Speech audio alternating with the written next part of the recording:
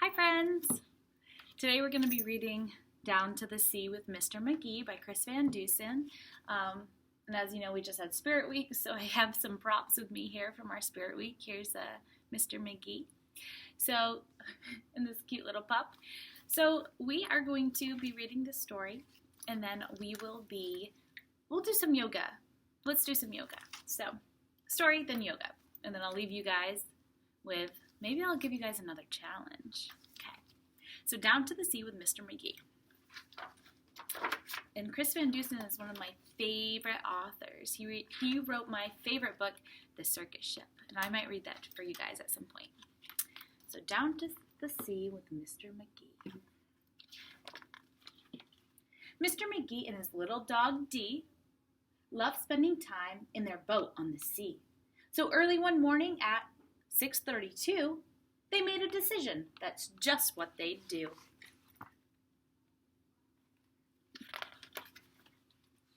Right after breakfast, Magee packed a lunch, sandwiches, carrots, a thermos of punch, a big box of raisins, some sweet pickled beets, chocolate chip cookies, and crunchy dog treats. With plans for the day and enough lunch for 3, they hopped in the car and drove down to the sea.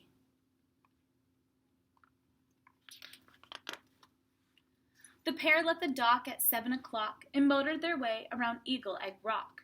They passed by the lighthouse and by the old wreck, with Magee at the wheel and Dee on the deck.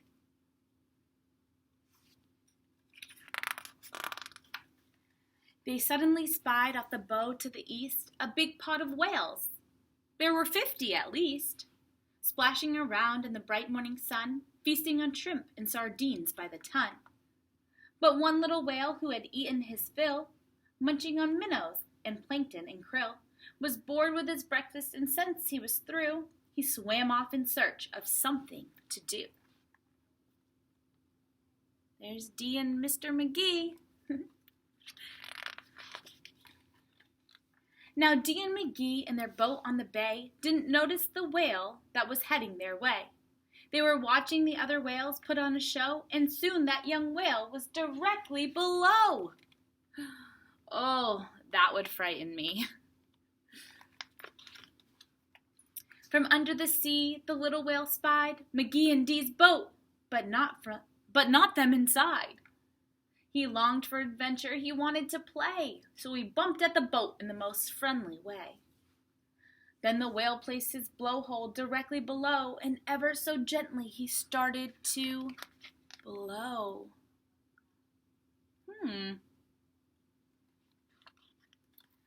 Magee saw bubbles, he felt the boat sway, then up went the boat on a fountain of spray. Higher and higher the little boat flew, as harder and harder that little whale blew. Then the whale blew a blast as hard as he could, much harder in fact than a little whale should. And that final blast blew the boat up in the sky, first 30, then 40, then 50 feet high. The boat kept on rising, but it didn't stop there. Wind hit it hard and it flew through the air. Dee and Magee sailed over the sea, then all of a sudden, they got stuck in a tree.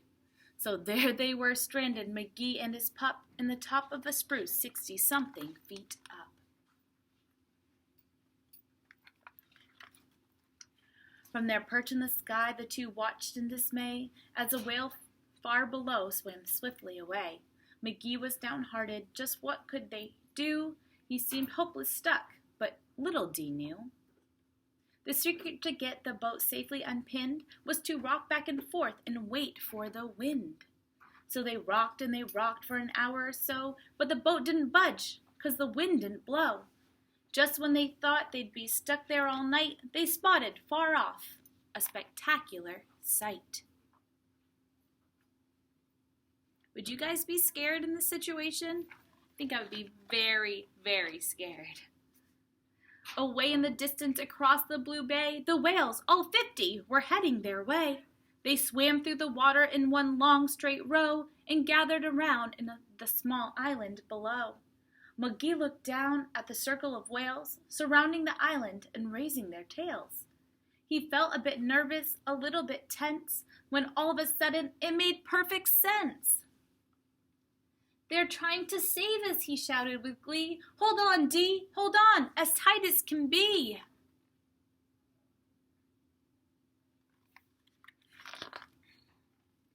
Their tails swept down with a thunderous crash, which in turn created a super high splash that covered the island and raced up the tree and dislodged the boat and set them both free.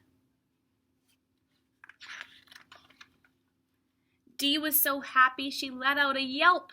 Magee tipped his hat to the whales for their help. Thank you, my friends, for saving the day. Then they all waved goodbye and the whales swam away. On the way home, little Dee had a thought.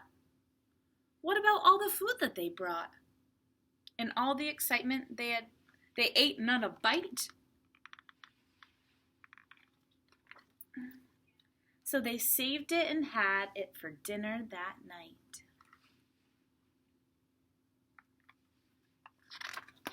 The end. So I love that book. I love how it rhymes.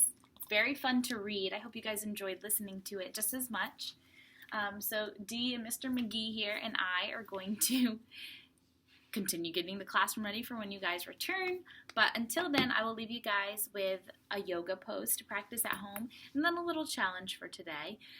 So our yoga pose is one that I had you guys do on Monday of this week. So it was our mountain pose. And so I'm going to demonstrate for you guys again. And I'd like you guys to really try to continue doing this. This is a very easy pose to do. You don't have to be flexible. You don't have to, go out of your way to try to do anything silly. But so our mountain pose, remember we just stood big. So you can practice doing that, and you can show your family. You can have your family help you do that. So that would be really something cool to continue practicing. And then for our challenge today, our last challenge was to drink water, and I hope you guys all continue to drink water. But today I'm going to see, depending on how the weather is, try to see if you guys can do something outside today. Go for a walk with your family. Maybe you just even go outside just to take a couple of deep breaths. You can take some deep belly breaths outside. Try to get some fresh air. See if you guys can work on doing that today. So I hope you guys have a fabulous rest of the day. I miss you all, and I will be seeing you very soon. Bye, friends.